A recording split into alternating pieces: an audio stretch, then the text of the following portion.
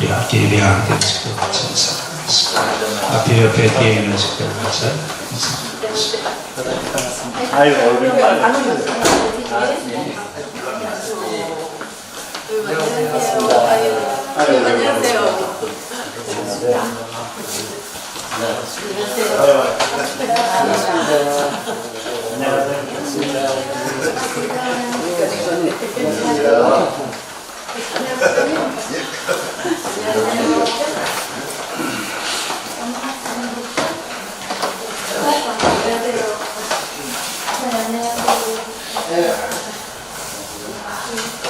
이름의 예수님의 평안을 빕니다.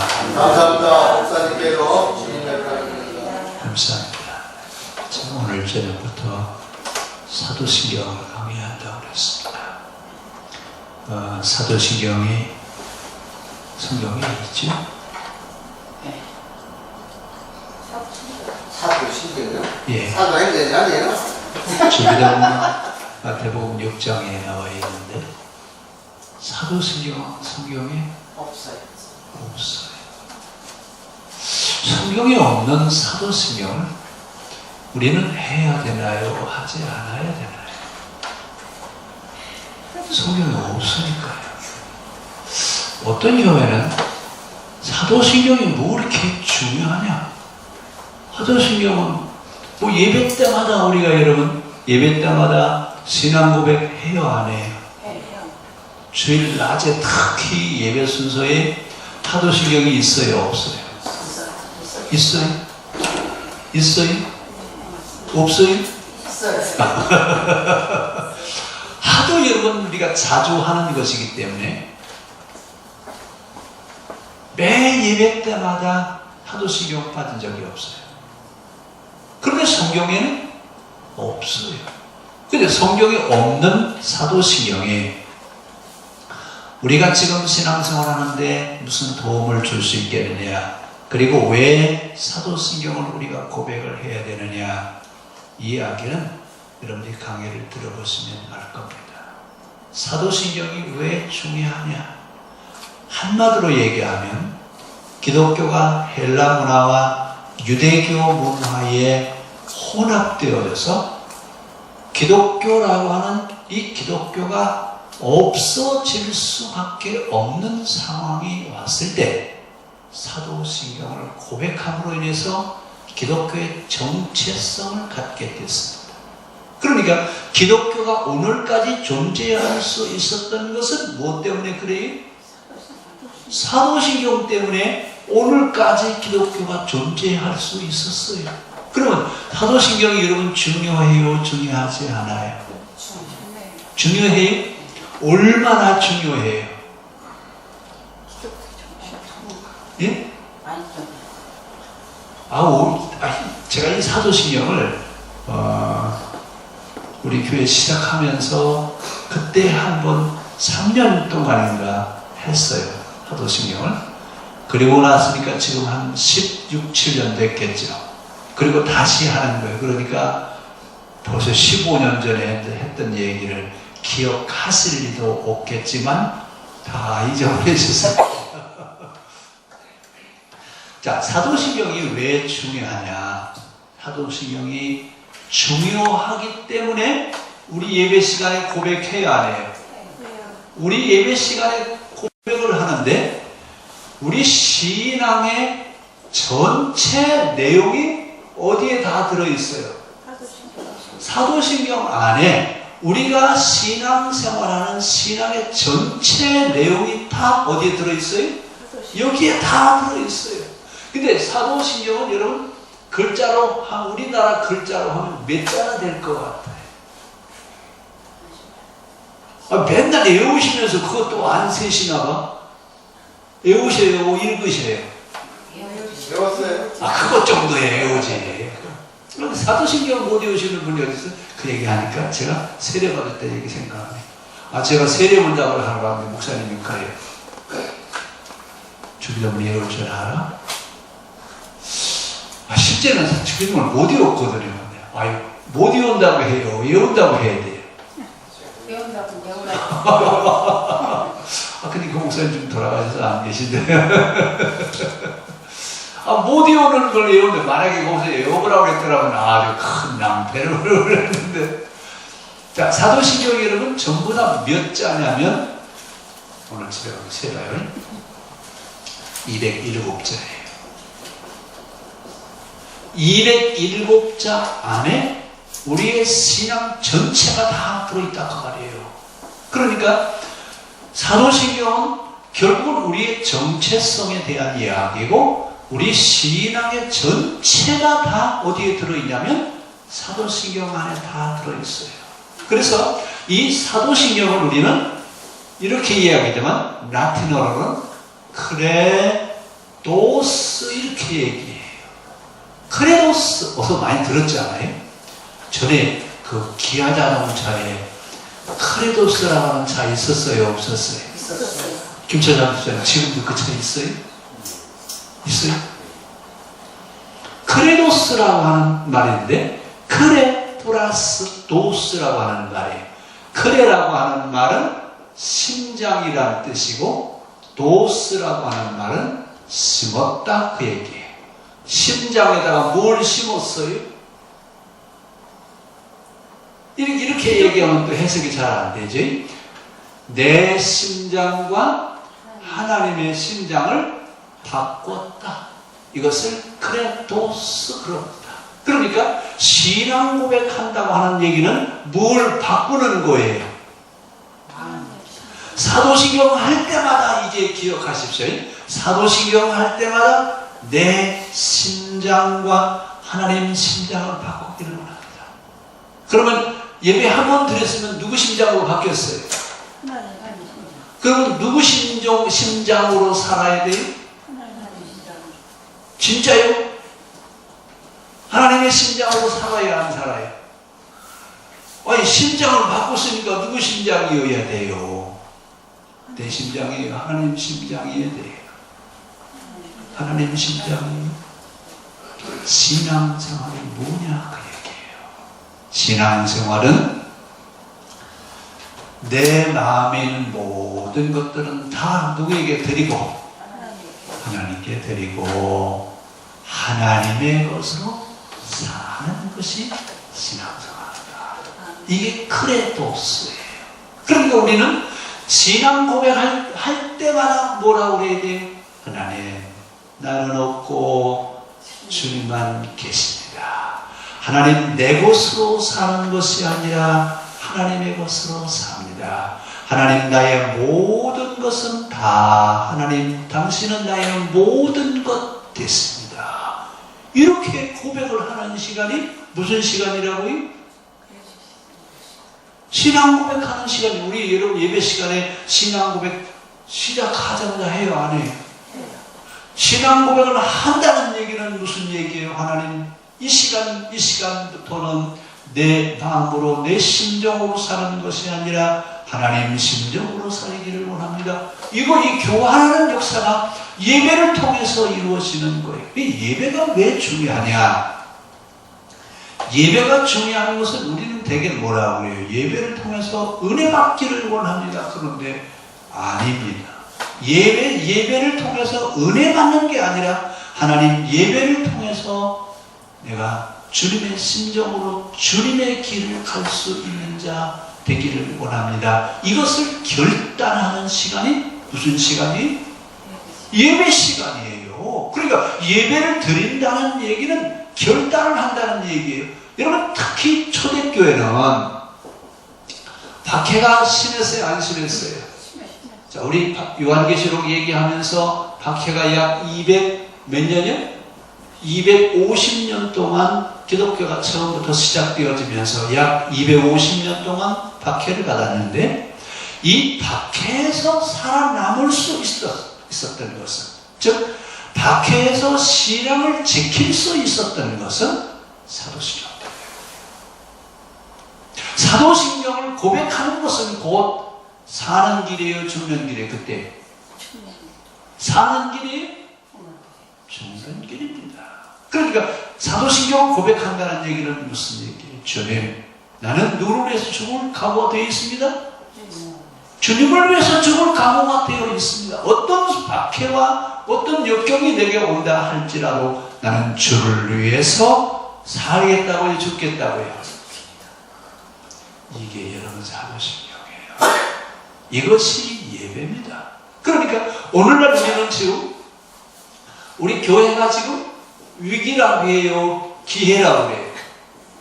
오늘날 우리 교회 전체, 세계 교회가 다 마찬가지예요. 지금 세계 교회가 위기라고 해요, 안 해요? 위기라고 해요. 그럼 세계 교회가 위기라고 그러는데 왜 이런 문제가 생겼느냐라고 하는 얘기예요. 지금 우리 교회가 가지고 있는 문제 가운데 몇 가지를 짚어본다면 양적 성장주의, 목회 성공주의, 교회 개인주의, 무리한 교회 건축, 요즘은 세습, 목회자 윤리의 부재, 이런 잡다한 문제들이 있어요, 없어요? 이런 문제들이 많이 생겼어요. 그러면 이런 문제들이 왜 생겼느냐라고 하는 얘기예요. 뭐가 지금 잃어버렸어요? 신앙에 대한 본질을 잃어버렸어요. 신앙의 본질을 잃어버리고 나니까 본질이 아닌 비본질이 본질인 것처럼 상징화되어져 버렸습니다.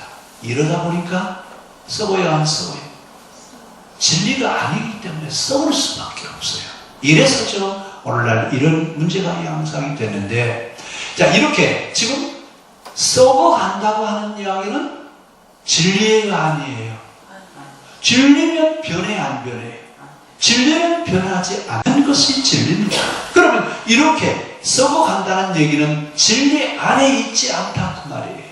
자, 예수님 뭐라고 했어요? 진리를 알지니 진리가 너희를 자유하게 하리라. 진리 그 자체는 변질되지 않는 것이 진리입니다. 그런데 우리 지금 본질적 신앙을 이탈하고 나니까 본질이 아니라 비본질, 다른 것을 쫓아가고 있다 그 말입니다. 이러다 보니까 우리의 신앙이 변질될 수밖에 없습니다. 그러면 변질이 됐는지 안 됐는지는 겉으로 봐서 알아요, 몰라요? 겉모습을 볼 것이 아니라 뭘 봐야 돼요? 되게 여러분 농사 지실 때 병 나면 어디부터 병 들어요? 이파리가 병 들었어요? 속에서 병나서. 뿌리부터 병 들죠. 뿌리가 병 드니까 어디도 죽어요? 이파리도 죽는. 그러면 지금 우리 교회에 문제가 생겼다 하고 다들 얘기한다고 하는 이야기는 지금 어디를 들여다봐야 된다고요?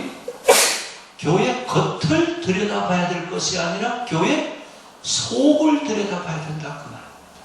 그러니까 겉으로는 우리가 지금 신앙생활을 하고 있어요, 안 하고 있어요? 신앙생활을 하고 있어요.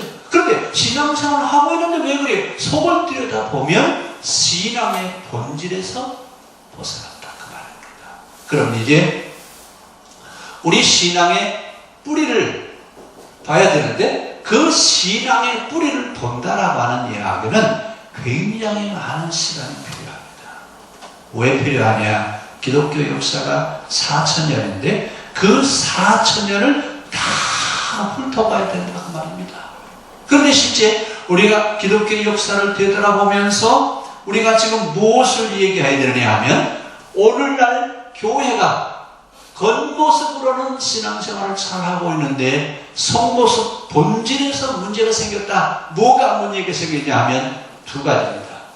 하나는 성경을 잘못 알고 있고 또 하나는 하나님을 잘못 알고 있습니다. 더 쉽게 얘기하면 지금 현재 우리의 신앙은 왜 이렇게 문제가 생겼느냐라고 하는 이야기는 뭐와 상관이 없는 신앙생활을 한다고 지난주에 얘기했죠? 성경과는 상관이 없는 신앙생활을 하고 있다 그 말입니다. 그러니까 우리가 하나님을 믿는데 성경의 하나님이에요? 신학적인 하나님이에요? 성경의 하나님을 믿어야 그렇죠? 근데 성경의 하나님이에요? 만들어진 하나님이에요? 만들어진 하나님이기 때문에 그건 우상이지 하나님이 아니에요. 그러니까 우리의 신앙이 지금 성경과 하나님을 잘못 믿고 있지 않느냐, 이것 때문에 지금 문제가 생겼지 않느냐 그 말입니다. 결국은 오늘날 우리 신앙의 문제는 성경을 잘못 알고 있고, 또 하나는 기독교 신앙 자체의 그 기독교 신앙의 본질을 잃어버렸습니다.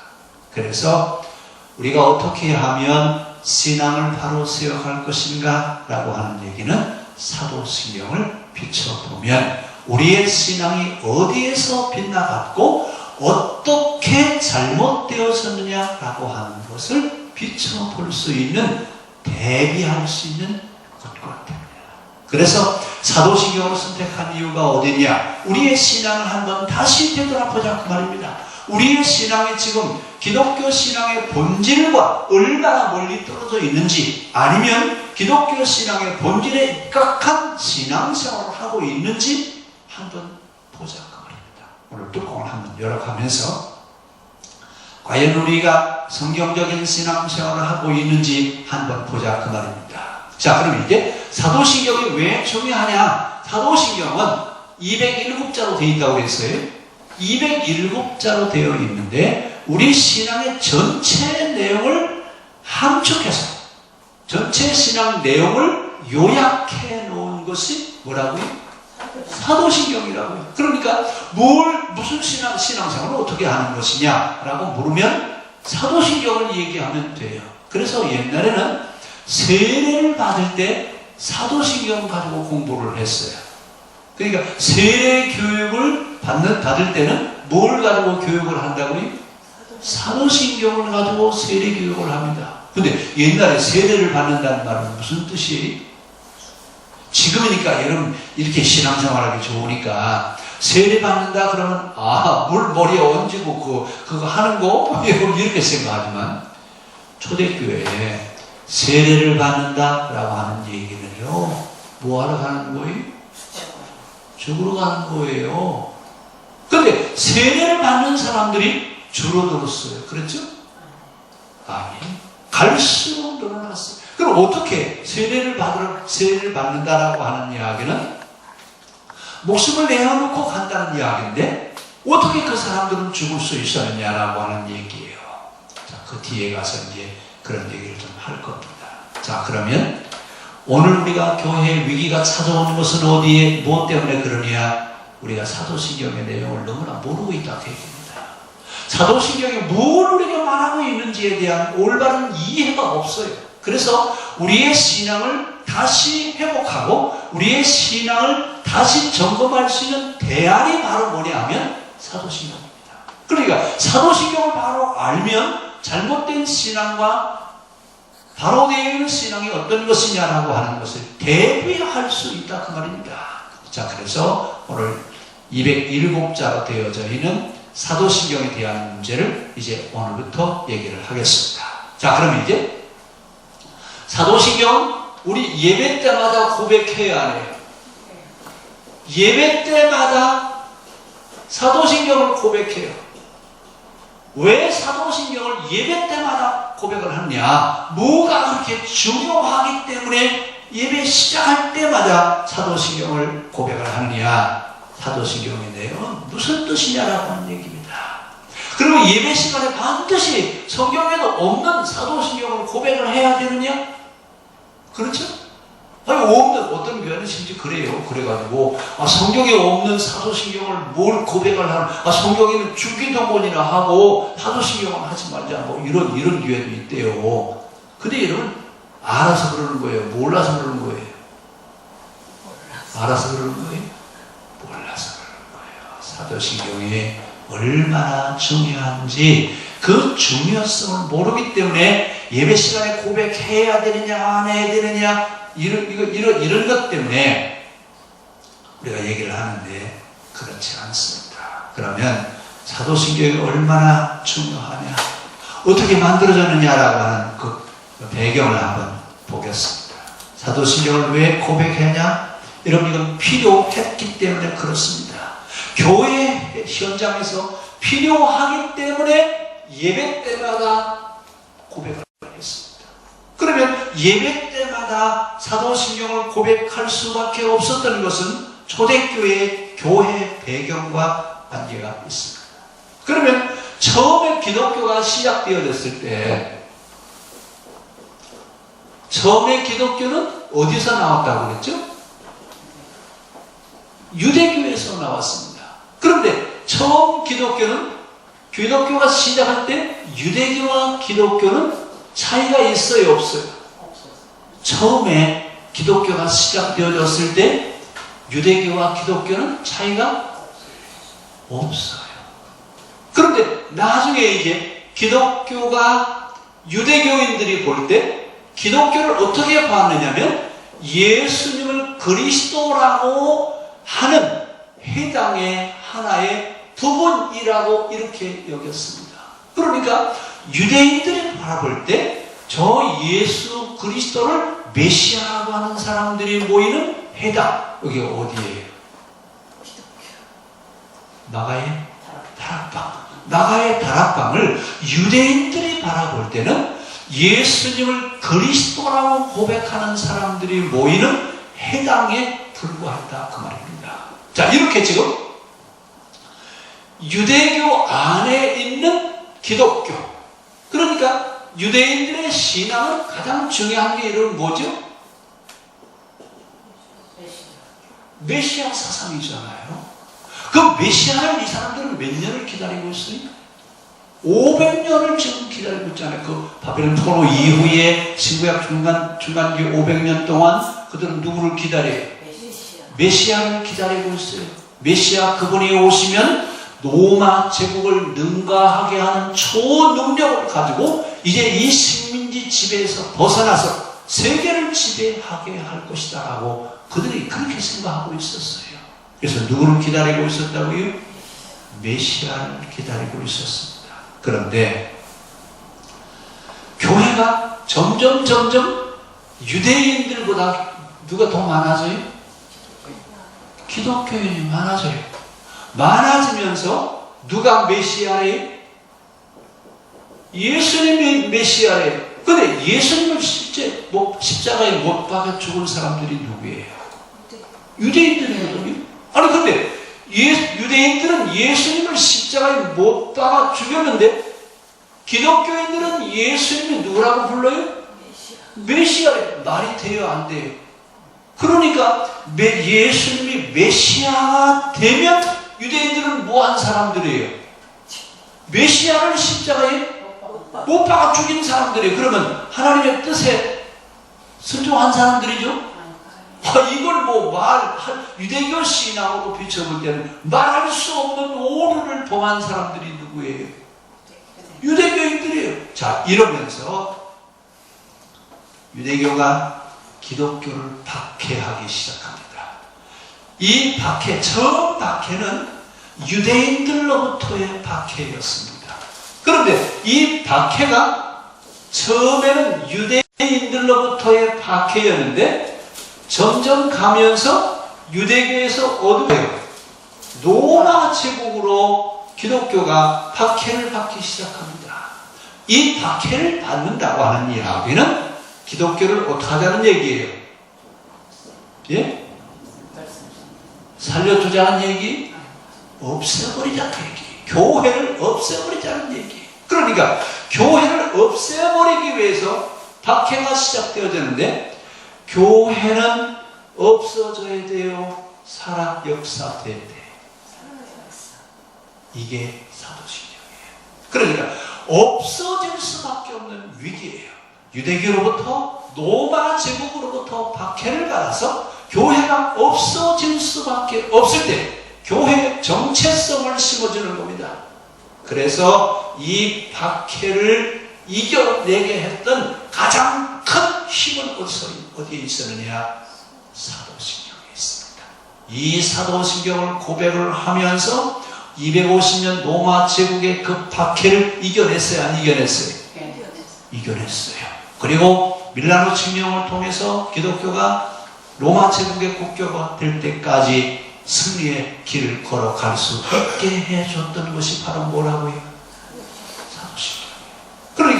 우리는 지금 이렇게 앉아서 고백을 하고 있어요. 우리는 예배 순서에 사도신경을 넣어서 그냥 고백을 하고 있지만 사도신경을 고백할 그 당시의 성도들은요, 사느냐 죽느냐, 존재하느냐 없어지느냐라고 하는 존폐 위기 기로에서 지금 이 사도신경을 고백했다는 말입니다. 그러니까 우리도 지금 사도신경을 고백할 때 어떤 생각이 있어야 돼요? 그때 처음 사도신경을 고백할 때 성도들의 그 심정, 그 마음이라도 좀 있어야 될 거 아니? 그래 안 그래요? 예배 시작하니까 전능하사 천지를 만드신 하나님 아버지, 이렇게 다시 예배를 시작하는 거예요. 그렇죠? 예배를 시작할 때 사도신경 하는 거라고요? 아니에요. 처음 사도신경을 고백했던 그때 그 성도들의 심정으로 우리도 예배에 임할 수 있기를 바랍니다. 이 정신이 다시 회복되어져야 기독교의 본질을 회복할 수 있어요. 근데 지금은 우리 뭐라 그래요? 중요물 하듯이 뭐 한다고요? 그냥 예배 시간에 애우는 거예요. 그건 다 애우는 거예요. 그러니까 예배 시작하면 뭐부터 해요? 사도신경부터 외우는 거예요. 그래서 예배가 시작되어진다고 하는 거, 이렇게 예배 순서의 하나로서의 사도신경으로 이해하는데, 예배 시간에 하나의 순서로서의 사도신경이 아닙니다. 우리는 이것을 알면 예배 시작하기 전에, 예배를 시작하면서 사도신경을 외울 때 우리는 누구의 심정으로 사도신경을 대할 수 있어야 돼요.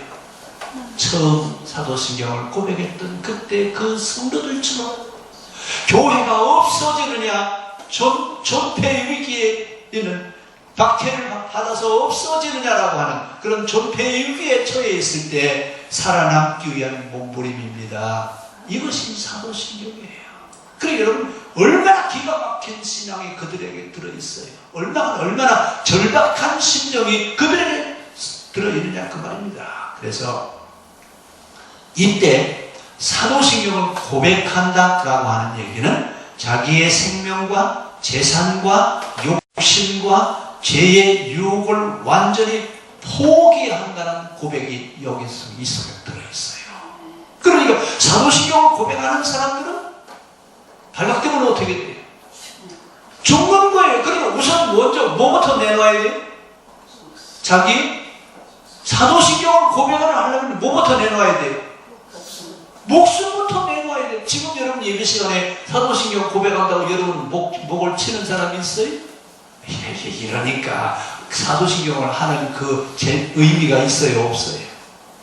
의미가 없다는 겁니다. 근데 그 당시 처음 초대교회 성도들은요, 사도신경을 한다는 얘기는 목을 친다는 얘기예요. 다시 말씀드리면, 이 사도신경을 고백한다는 얘기는 내 생명을 어떻게 했다고요?